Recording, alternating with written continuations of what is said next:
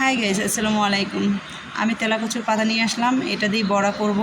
তো এই যে আমার ডাল ব্লেন্ড করা হয়ে গেছে, পেঁয়াজ নিয়েছি, মরিচ নিয়েছি সাথে, এটাকে একসাথেই রেখেছি যেহেতু দেখানোর জন্য। আর একটা আলু নিয়ে নেব এখন কুচিয়ে এইটা দিয়ে।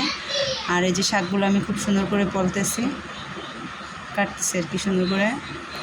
তো এই যে আলু এটা দিয়ে কুচি কুচি করলে খুব সুন্দর হয়। এই যে আমার আলু কুচি কুচি করা হয়ে গেছে, এখন বোম্বাই মরিচটা কাটবো। তারপর কি কি নিব সেটা দেখেন। এই যে আলুটা আমি নিয়ে নিচ্ছি এখানে, তো অনেকগুলো, তো এই জন্য আলুটাও পরিমাণ বেশি দিয়ে দিছি। তো তারপরে আমি হলুদ দিব, যেহেতু হলুদটা দিলে কালারটা সুন্দর আসে।